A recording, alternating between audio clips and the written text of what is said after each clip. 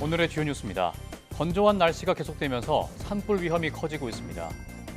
특히 산림과 가까운 시설물에서 발생한 불티가 산불로 이어지는 사례가 잇따르고 있어 주의가 필요합니다. 건강 관련 유튜브 영상 5개 중 4개는 의학적인 근거가 부족하다는 조사 결과가 나왔습니다. 하지만 증거 수준이 낮은 유튜브 영상들이 오히려 조회수가 높은 것으로 나타났습니다. 미국의 54년 만에 유인 달 탐사 프로젝트인 아르테미스 2호 발사가 코앞으로 다가왔습니다. 중국은 창호 프로젝트를 추진하며 경쟁을 가속하고 있는데 어떤 배경이 있는지 취재기자와 함께 짚어보겠습니다. 여러분 안녕하십니까? 사이언스투데이 시작합니다. 산림과 가까운 시설물에서 발생한 불티가 산불로 이어지는 사례가 잇따르고 있는데요. 건조한 겨울철 각별한 주의가 필요합니다. 임준솔 기자가 보도합니다. 불티가 바람을 타고 인접한 나무에 옮겨붙더니 순식간에 큰 불이 납니다. 산림과 가까운 건물에서 발생한 작은 불티가 얼마나 쉽게 산불을 일으키는지 보여주는 실험입니다. 실험 결과 화염 중심부는 최고 약 1200도까지 올라갔고 산림과의 거리가 50m 이내인 경우 산불에 직접적인 영향을 받는 것으로 나타났습니다. 특히 건축물이 화재로 무너지면서 날리는 불티가 산불을 급속하게 확산시킨다는 설명입니다. 실제로 지난달 발생한 산불 가운데 8건이 인근 시설물에서 옮겨붙은 것으로 현재 조사 중인 경우를 제외하고 가장 많은 산불의 원인으로 지목됐습니다. 하지만 산림 인근에서의 시설물 건축을 규제하기가 현실적으로 쉽지 않기 때문에 불티 등 산불 원인을 차단하는 게 무엇보다 중요합니다. 산림 인근 시설물을 이용하는 경우 가연성 물질을 취급하는 데 더욱 주의하고 관계기관도 궤도 점검 활동을 강화해야 합니다. 중요한 것은 시설물과 산림과의 안전거리, 안전공간 확보가 무엇보다 중요합니다. 그렇기 때문에 지자체에서는 산림과 인접해 있는 그런 시설물에 대한 현황을 파악하는 것이 우선 중요하고요. 겨울철 건조한 날씨가 이어지고 있는 만큼 산림 주변에서는 작은 불씨도 차단하는 등 철저한 관리와 예방이 무엇보다 중요합니다. YTN 사이언스 임늘솔입니다. 전국 최초로 도입한 화재 순찰 로봇이 전통시장 4곳으로 확대 운영되고 유해가스로 소방대원 진입이 어려운 화재 현장에 사족 보행 로봇이 선제 투입됩니다. 서울시 소방재난본부는 재난 사각지대를 없애고자 이 같은 내용을 담은 올해 신년 업무 계획을 발표했습니다. 이와 함께 지하 주차장에도 진입이 가능한 저상형 소방차 4대를 소방서에 배치해 전기차 화재 등 특수 상황에 신속히 대응할 수 있도록 했습니다. 몸이 아프면 병원보다 유튜브를 먼저 찾는 분들 많으실 텐데요. 하지만 건강 관련 영상 5개 중 4개는 의학적인 근거가 부족하다는 조사 결과가 나왔습니다. 김은별 기자가 보도합니다. 국내 연구팀이 지난해 6월 20일과 21일에 올라온 암과 당뇨병 관련 유튜브 영상 309개를 검토했습니다. 이 영상들의 과학적 근거를 분석한 뒤 세계적인 문헌 검토를 거친 것부터 개인적 견해에 그친 것까지 정도에 따라 A에서 D등급을 매겼습니다. 그 결과 가장 높은 수준의 A등급은 19.7%에 불과했고 근거가 매우 낮거나 없는 D등급은 절반 이상인 62.5%에 달했습니다. 특히 D등급의 경우 A등급보다 조회수가 35% 더 높은 것으로 나타나 증거 수준이 낮은 유튜브 영상들이 오히려 더 많은 이들에게 노출된 것으로 나타났습니다.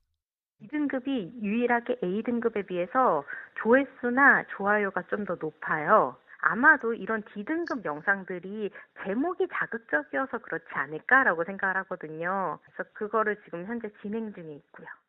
연구팀은 건강 관련 유튜브 영상을 무조건 믿고 따르기보다는 정보의 출처와 근거를 꼼꼼히 따져와야 한다고 권고했습니다. 또 유튜브 플랫폼 차원에서도 영상의 정확도 등을 모니터하고 관리하는 시스템의 개선도 필요하다고 지적했습니다. YTN 사이언스 김은별입니다. 마치 실제 경찰의 단속 장면인 것처럼 AI 가짜 영상을 대량으로 만들어 유포한 30대 유튜버가 구속됐습니다. 가짜 영상들은 무려 3천만이 넘는 조회수를 기록했는데 경찰은 공권력에 대한 국민적 신뢰를 훼손했다고 판단했습니다. 정영수 기자가 보도합니다. 군기를 든 채 경찰에 고성을 지르던 남성이 테이저건을 맞고 쓰러집니다. 길가에서 인터넷 방송을 하던 여성은 되지 않은 경찰에 항의하다 제압당합니다. 단속 영상처럼 보이지만 실제로는 경찰이 착용하는 보디캠을 흉내내 만든 가짜입니다. 30대 유튜버 A씨는 순찰 24시라는 제목으로 지난해 10월부터 모두 54개에 달하는 가짜 경찰 보디캠 영상을 올렸습니다. 유튜브나 틱톡 등 각종 SNS의 짧은 영상, 숏폼으로도 유포되며 조회수는 석 달 만에 3천만을 넘겼습니다. AI를 활용해 뉴스 속 검거 장면들을 따라 영상을 만든 것으로 조사되는데 그럴듯한 현장감에 경찰에는 관련 항의까지 접수됐습니다. 이 영상 같은 경우는 실제로 과잉 체포 이런 부분 때문에 경찰에 항의도 있었던 부분들이 확인이 됩니다. 경찰은 이런 가짜 영상들이 공권력의 신뢰를 떨어뜨릴 수 있다고 보고 검거 뒤 모든 영상을 삭제했다고 설명했습니다. A씨는 가짜 보디캠 영상 유포뿐 아니라 AI로 음란물을 제작하거나 무허가 사설 선물거래소 운영 조직의 모집책으로도 활동한 혐의가 드러나 구속된 뒤 검찰에 넘겨졌습니다. 경찰은 AI 허위 영상 유포가 공권력 사칭 등 위험 수위에 다다랐다고 보고 올해 10월까지로 예정된 집중 단속 기간 동안 수사력을 집중할 방침입니다. YTN 정윤수입니다.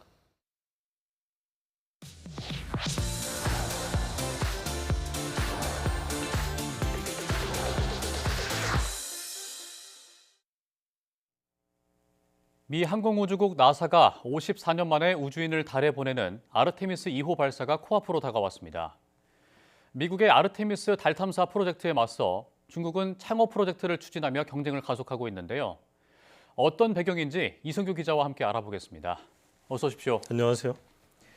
아르테미스 프로젝트는 미국이 아폴로 프로젝트 이후에 이제 반세기 만에 추진하는 유인 달 탐사 프로젝트잖아요. 이게 과거의 아폴로 프로젝트와 비교했을 때는 어떤 차이점이 있는 건가요? 네, 인류가 달에 처음 발을 디딘 것은 1969년 아폴로 11호 발사 때였잖아요. 예. 이 아폴로 프로젝트는 주지하다시피 구소련의 인류 최초의 위성 발사인 그 스푸트닉 충격에 대응하기 위해서 미국이 추진한 유인 달 탐사 프로젝트였죠. 이 냉전 시대에는 군사 경쟁을 벌이던 미국과 소련이 우주 패권을 놓고도 경쟁을 벌였는데 당시에는 누가 먼저 달에 국기를 꽂느냐 이게 주요 관심 사항이었거든요. 예. 하지만 지금은 이제 각국이 기술 패권 경쟁을 벌이면서 이 달에 풍부하게 있을 것으로 추정이 되는 그 자원을 놓고 경쟁을 벌이는 성격이 강합니다. 그러니까 과거에는 좀 정치적인 목적이 컸다면 지금 좀 실내적인 목적이 크다 이렇게 볼 수가 있는 거죠. 예. 반세기도 더 전에 인류가 달에 갔었는데 여전히 달은 좀 미지의 영역으로 볼 수 있는데 달에는 구체적으로 어떤 자원이 있기 때문일까요? 네, 그 미국이 추진한 이 아르테미스 달 탐사의 최종 목표는 달의 남극에 우주인을 보내는 거거든요. 예. 이 달의 남극은 지금까지 인류가 가보지 못했던 미지의 영역인데요. 이 달의 남극은 지형이 상대적으로 험난하고 또 이게 달의 뒷면에 있어서 지구와의 통신도 원활하지 않거든요. 예. 이런 이유 때문에 지금까지 이제 미지의 영역으로 남았었는데 이게 이제 탐사하기엔 좀 어려운 여기 또 한 가지 문제가 이 태양빛이 잘 들어오지 않거든요. 달의 남극 이쪽은. 예. 그러다 보니까 영구 음영 지역이에요. 그래서 지금까지 탐사하기 좀 어려운 지역이었었는데 이 영구 음영 지역이다 보니까 여기에 좀 얼음이 많이 있지 않을까 그런 추정이 있었던 거죠. 이게 얼음이 많이 있다면 또 물이 있을 수 있다라는 반증이 되거든요. 예. 이 우주 탐사에서 물의 존재가 굉장히 중요한데 만약 이 달의 남극에 물이 있다면 이 물을 이용해서 나중에 이 달에다가 우주 기지를 건설하면 이 우주인들이 먹을 음료를 쓸 수도 있고요. 또 물을 분해하면 우리가 수소를 얻을 수가 있는데 이 수소를 그 로켓의 연료로도 활용할 수가 있거든요. 이런 측면에서 달의 남극이 새롭게 가치가 조명받고 있습니다. 네, 그렇군요. 근데 달 남극에 물뿐만 아니라 헬륨-3가 존재한다는 얘기도 있던데 이건 또 어떤 자원인가요? 네, 이 헬륨-3가 이 달의 또 남극에 풍부하게 매장돼 있을 것이다 이런 추정이 나오고 있는데요. 아직 상용화는 안 됐지만 이 핵융합이란 발전 기술이 있잖아요. 예. 이 헬륨-3가 이 핵융합의 핵심 원료거든요. 그래서 이 헬륨3가 달에 있으면 굉장히 주목받고 있는 이유인데, 이 헬륨3는 태양에서 나오는 고에너지 입자 흐름인 이 태양풍에 포함되어 있어요. 근데 이제 지구에는 대기하고 자기장이 있어갖고 이 태양풍 속에 있는 이 헬륨3를 차단을 해요. 지구에는 거의 존재하지가 않는데, 예. 다른 지구와 달리 이 대기하고 자기장이 거의 없어서 이 태양풍이 거의 이렇게 표면에 쌓여 있을 것으로 추정이 되는 거죠. 그래서 이 헬륨3가 달의 남극에 많이 있을 것이다, 이렇게 보고 있습니다. 예. 그런가 하면 또 이제 중국도 달의 남극에 눈독을 들이고 있다고 하던데 중국은 지금 어떤 프로젝트를 진행 중인 건가요? 네, 중국이 이 유인 달 탐사에서는 미국에 뒤처졌지만은 사실은 굉장히 빠른 속도로 이 우주 굴기를 통해서 미국을 따라가고 있거든요. 이 우주 분야에서. 예. 특히 중국은 앞서 설명한 것처럼 이 달의 남극에 굉장히 관심이 많거든요. 그래서 지난 2024년 중국은 창어 6호를 통해서 세계 최초로 달의 뒷면에 착륙을 했고 또 암석도 캐왔었죠. 이 기세를 몰아서 중국은 올해 하반기 중에 창어 7호를 발사해서 달의 남극에서 얼음의 위치와 또 양이 얼만큼 되는지 뭐 이런 것들을 조사할 계획입니다. 이 창어 7호가 착륙할 지점이 달의 남극 아이캠 분지라는 지역인데요. 이 아이캠 분지는 달의 그 충돌구 중에서 가장 큰 충돌구로 여기에는 이제 헬륨3뿐만 아니라 뭐 티타늄이나 히토리와 같은 자원이 굉장히 많을 것으로 추정이 되는 지역입니다. 예. 과거에는 미국과 구소련이 우주를 놓고 경쟁을 했다면 이제는 이제 중국과 미국이 우주를 놓고 경쟁하는 모습을 보이는데 미국과 중국 모두 지금 달에 사람이 거주할 기지를 건설하는 것을 최종 목표로 하고 있는 거죠? 네, 그렇습니다. 이 미국과 중국 모두 궁극적으로는 이제 달에 사람을 보내서 달에 기지를 만들어서 여기 좀 이제 사람들을 정착시키겠다. 요걸 바탕으로 또 화성에 사람을 보내겠다. 뭐 이런 원대한 계획을 가지고 있는데요. 네. 이 계획은 같은데 이 접근하는 방식은 조금씩 달라요. 그 나라별로. 예. 우선 미국은 이제 지구에서 뭐 생명 유지 장치나 뭐 통신 이런 전력 공급 장치를 다 만들어서 이걸 모듈 형태로 달에 보낸 다음에 달에서 이걸 조립하는 그런 방식이고요. 또 미국은 이 달 우주기지 건설에 앞서서 먼저 달 궤도에 이 정거장 성격의 루나 게이트웨이라는 걸 보내서 이걸 먼저 건설하겠다, 이런 계획을 가지고 있거든요. 이 루나 게이트웨이 조금 이름이 낯선데 이게 이제 뭐 하는 곳이냐면은 이제 우주인이 여기 루나 게이트웨이에 머물면서 좀 정비를 할 수도 있고요. 또 지구에서 보낸 그런 모듈을 이 루나 게이트로 먼저 보낸 다음에 이 루나 게이트에서 또 달에 보내는 뭐 이제 그런 역할을 하는, 쉽게 말하면 지구와 달 사이의 어떤 중간 거점 역할을 하는 곳이다, 이렇게 볼 수가 있습니다. 예. 반면에 이제 중국은 이렇게 미국처럼 지구에서 만들어서 보내는 게 아니라 달에 있는 토양을 가지고 뭘 만들겠다, 이런 계획을 가지고 있거든요. 이제 그러기 위해서 3D 프린팅 기술을 활용할 예정인데 2028년에 창업 8호를 이제 달에 보내가서 이 달에 있는 표면에 있는 그 토양을 가지고 3D 프린팅으로 뭘 만들 수 있는지 그런 걸 좀 실증하는 계획을 가지고 있습니다.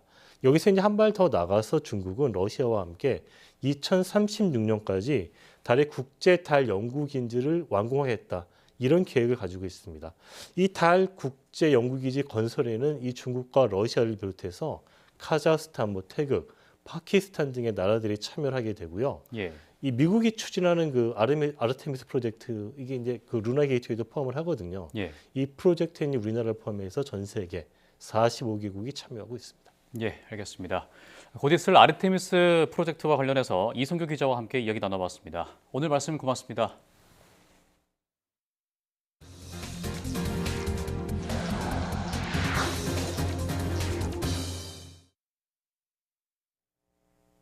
최근 3년 동안 상반기 중 고속도로 교통사고로 인한 사망자가 가장 많은 달은 2월로 나타났습니다.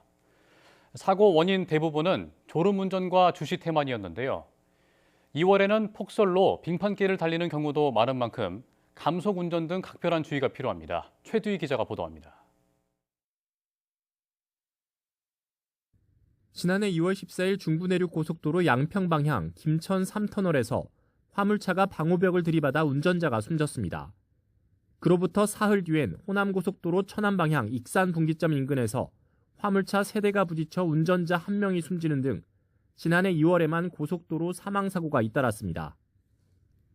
한국도로공사가 최근 3년간 발생한 고속도로 교통사고를 분석했더니 실제로 2월에 발생한 교통사고 사망자가 상반기 중 가장 많았습니다. 이 가운데 화물차 관련 사망자는 25명으로 전체의 절반을 넘었습니다.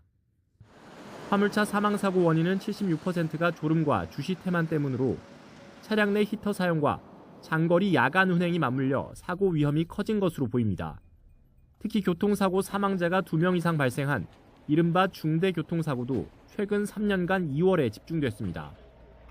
모두 4건이 발생해 10명이 숨져 월별로 따졌을 때 가장 많았는데 기온이 낮아지면서 도로 환경이 열악해진 데다 대형 차량과 연계된 사고가 나면 인명피해가 크게 발생하기 때문입니다.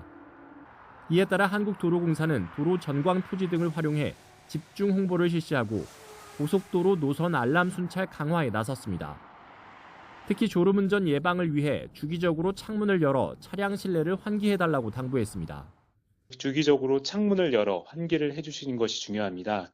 또한 졸음이 몰려오면 가까운 고속도로 휴게소나 졸음쉼터에 들려 가벼운 스트레칭을 하거나 잠깐 눈을 붙이는 것이 효과적입니다.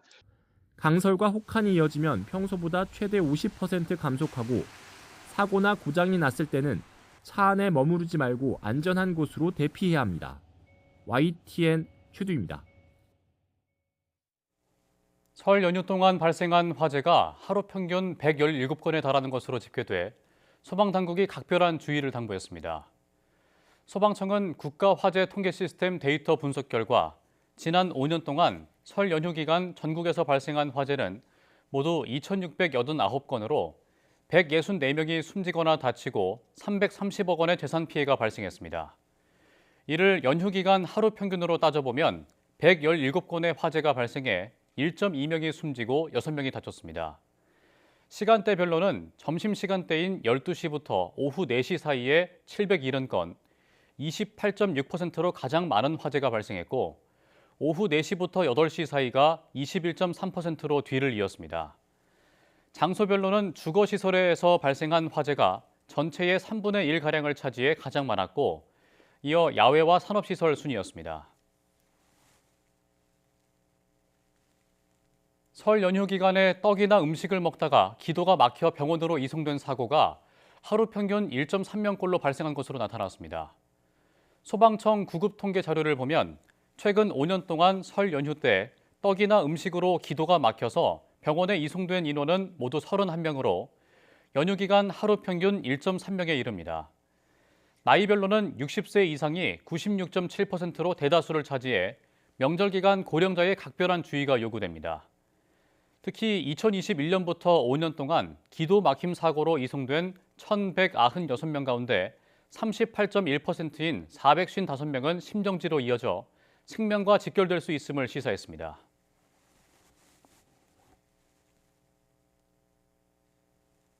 빵과 설탕 가격이 크게 오르는 빵플레이션, 슈가플레이션이란 말 들어보셨을 텐데요.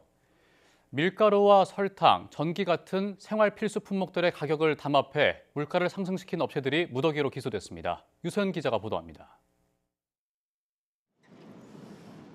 밀가루나 설탕, 전기 등 생활 필수품에 대한 약 10조 원 규모의 담합을 벌여 물가를 뒤흔든 업체들이 무더기로 재판에 넘겨졌습니다.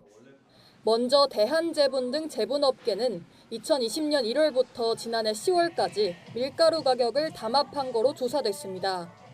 국내 밀가루 가격의 변동폭과 시기를 미리 합의하는 이른바 짬짬이를 벌인 겁니다. 그 규모만 5조 9,913억 원에 달하는 거로 파악됐는데 실제로 범행 기간 밀가루 가격은 최대 42.4% 올랐습니다. CJ제일제당과 삼양사 등 설탕 업계에서도 가격 담합이 이뤄진 걸로 나타났습니다.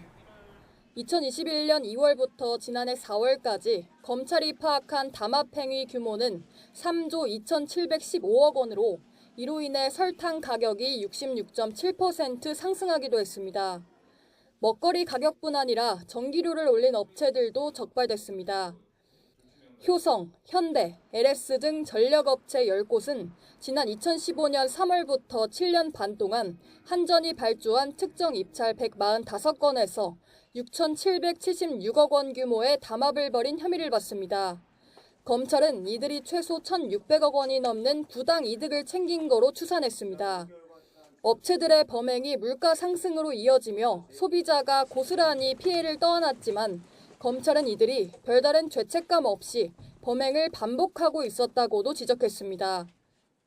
이 사건 재분사, 재당사, 전력업체들은 이미 담합으로 수차례 적발된 전력이 있음에도 범무시적 태도로 일관하며 장기간 동일한 수법으로 담합을 지속했습니다. 이를테면 공정위를 공선생이라고 부르며 공선생에게 들키면 안 되니 연락을 자제하자고 하거나 서로 재수없게 걸린 것이지 담합이 아닌 게 어딨느냐는 대화를 나누기도 한 거로 파악됐습니다.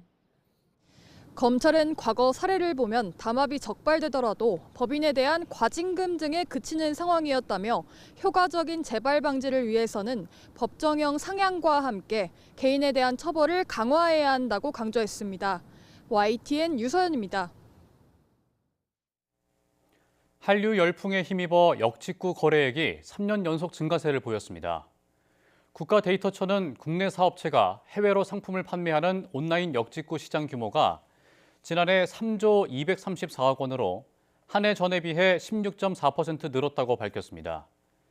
2023년 이후 3년 연속 증가세입니다. 특히 음식료품 거래액이 49.2% 늘어 1,129억 원을 기록했고 화장품이 20.4% 증가해 뒤를 이었습니다. 지난해 해외 직구 시장 규모는 8조 5,080억 원으로 5.2% 증가했는데 중국 직구가 65.5%를 차지했습니다. 지난해 온라인 쇼핑 거래액은 한 해 전에 비해 4.9% 증가한 272조 398억 원으로 역대 최대를 다시 경신했습니다. 소비자 물가 상승률이 5개월 만에 가장 낮은 수준을 기록했습니다. 국가데이터처는 1월 소비자 물가가 1년 전보다 2% 상승했다고 발표했습니다. 소비자 물가 상승률은 지난해 9월 2.1% 이후 10월과 11월 2.4%, 12월엔 2.3%를 기록했습니다. 농산물은 0.9% 오른 가운데 축산물은 4.1%, 수산물은 5.9% 각각 상승했습니다. 품목별로는 쌀이 18.3%, 사과는 10.8%, 고등어가 11.7% 상승했습니다. 반면 무는 34.5%, 배추는 18.1% 하락했습니다.